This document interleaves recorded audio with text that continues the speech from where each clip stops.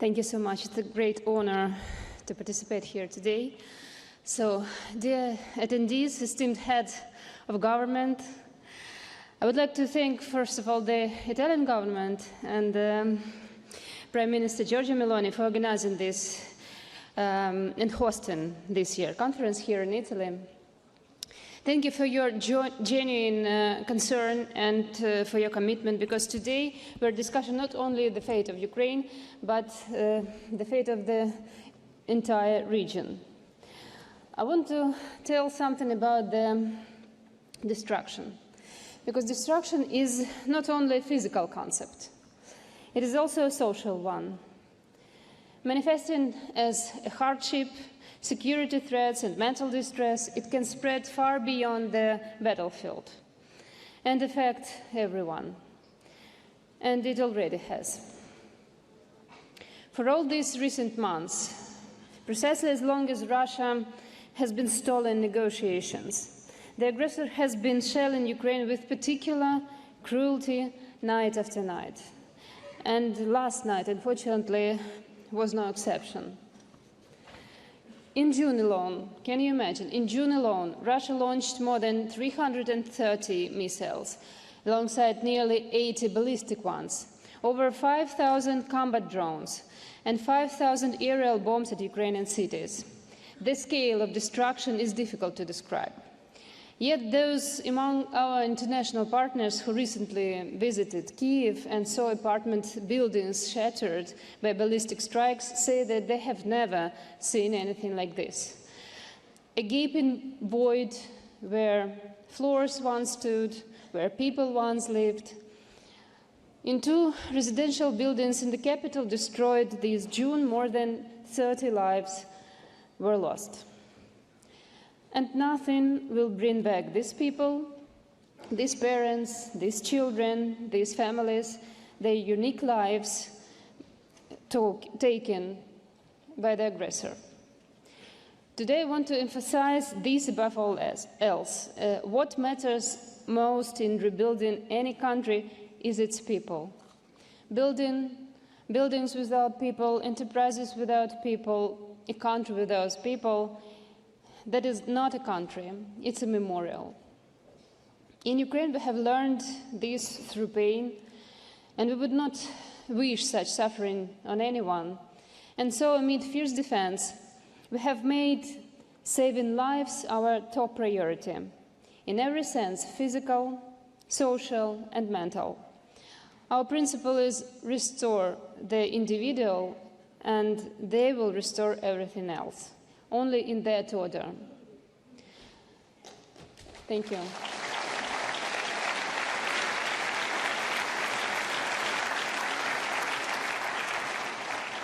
Today our experts will share the details of how this principle is being implemented across the recovery agenda. Allow me to briefly highlight a few areas in which I am personally involved. Mental health recovery. When a building is destroyed, what remains is not only rubble and graves. There are also hundreds of people living grief, relatives, friends, and many, many more living in anxiety and fear, knowing they could be next. According to the latest sociological studies, more than 80% of Ukrainians are living in a chronic state of stress and emotional strain. We have many internet memes about this, sad ones, of course. The kind where after yet another shelling, people write in work chats, survived, so I'm going to go to work today. Our economy continues to function thanks to millions of people who go to work after spending their nights in basements.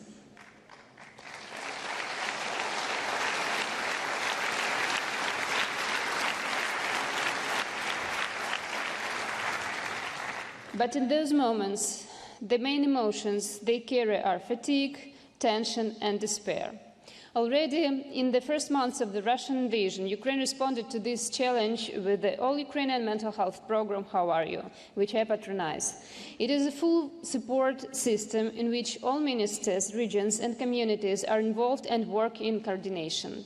It is a network of services where various mental health service providers know about one another, because only in this way can a person avoid getting lost in their search for help.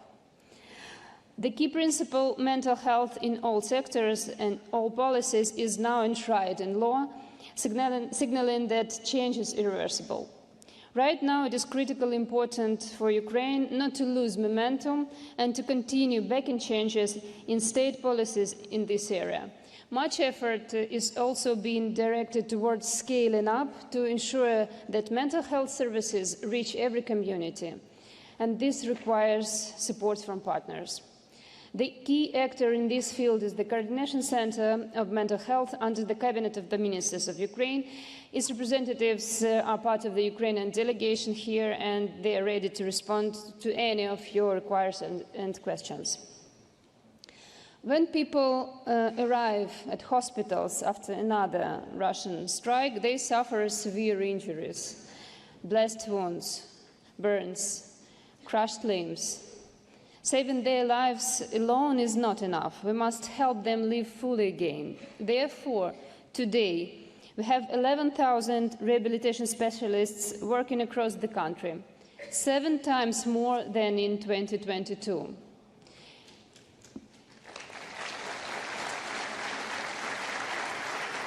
In just the last year and a half, they have helped 600,000 Ukrainians. This is also the result of state policy. Our specialists have the opportunity to learn from colleagues in the world's best clinics, for which we are deeply grateful to those clinics and to your countries. But our own expertise has also grown to the point where we can share it. For this purpose, Ukraine has launched a medical partnership that direct international cooperation between medical institutions. I invite you to join and thank those who have already become part of it.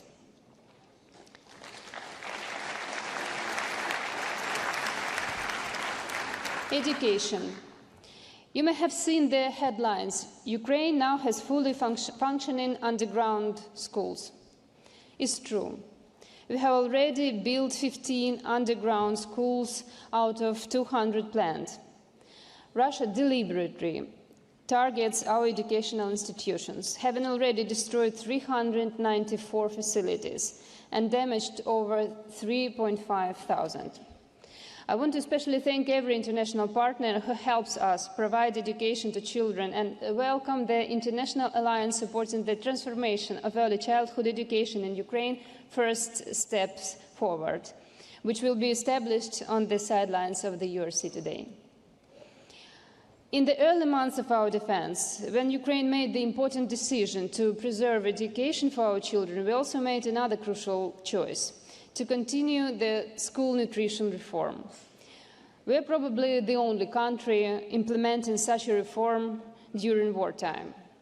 But precisely in times like this, a quality school lunch becomes more than just a meal. It is also an expression of care, a form of social protection, and a support for the entire family. I have the honor of patronizing this project, a project about more than just food, about dignity and opportunities. The reform team has already modernized over 1,000 school kitchens, and more than 6,000 school cooks have been trained to prepare meals according to updated health standards. Every day, more than 1.5 million Ukrainian children receive free hot meals at school.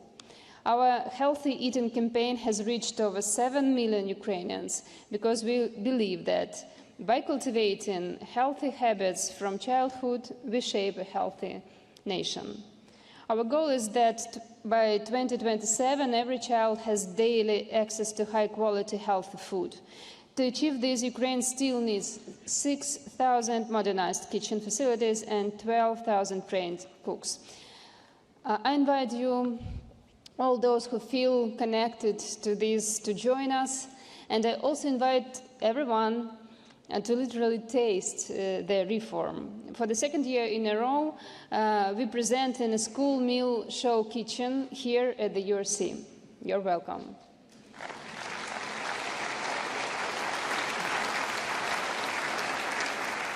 Barrier-free Ukraine is another humanitarian reform that Ukraine is carrying out under fire.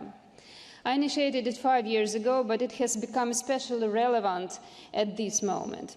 It concerns everyone, the wounded, the disabled, the elderly, children, caregivers, and those suffering psychological trauma, because it is about equality, in mobility, in opportunity, even in communication.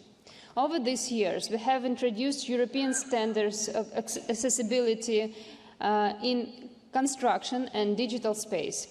Each ministry leads flagship projects to enhance access to education, work, and mobility. You will hear more about this in detail today. But I want to say, war is not just a slowdown.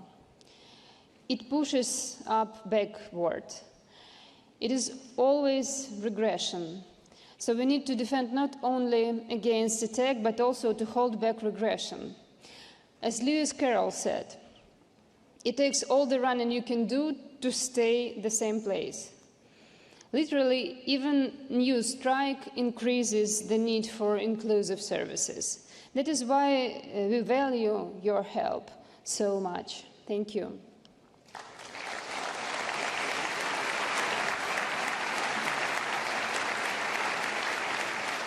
Our special expectations today is the signing of Ukraine's associated memberships in the ESF+. The gender panel at the... access to this EU structural fund will allow us to create new initiatives for education and employment and to update labor legislation. Now, with your support, we are taking a step toward a social Europe where people, their rights, security, and well-being are at the center.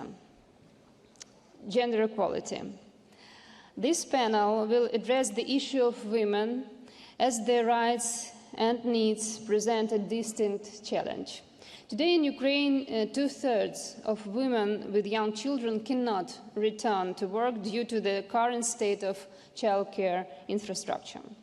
At the same time, women are entering fields once dominated by men, in manufacturing, logistics, and the military.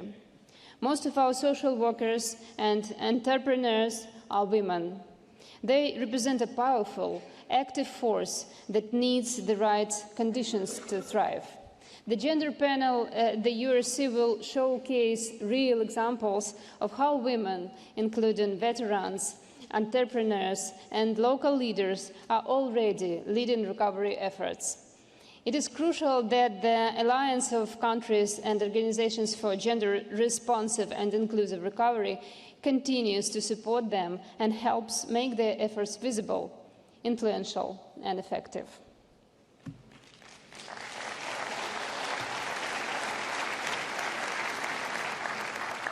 Equal opportunities, education, mental health, rehabilitation, and fulfilling childhood, all these topics I have just mentioned are also at the heart of the Olena Zelenska Foundation's work. This is another way to help Ukraine recover on a human level by supporting real people, and in our case, especially children. I'll be glad to meet with you at our stand here and share more details. Italian politician Alcide De Gasperi, who once stood against fascism, said that the future is built by the hands of those who are free from hesitation. Ukrainians facing constant threats to their lives simply have no time for hesitation. We set aside all hesitation until peaceful times. And now we act. This, by the way, is one of the mental practices that helps us to hold on. We must act, even when scared, even when it's dangerous, seeing other people, their needs, and helping them. This is the best way to get distracted from fears and anxiety, tested by Ukraine. So I ask you, in all your important and valuable projects to put people first, those who will work with it, use it, and live with it. Just as our computer browser asks us to verify that we are not robots, we must ask ourselves, is what we do humane? I'm confident that if everyone follows the rule, people first, the world will become a better place for each of us, no matter which country we live in. Thank you.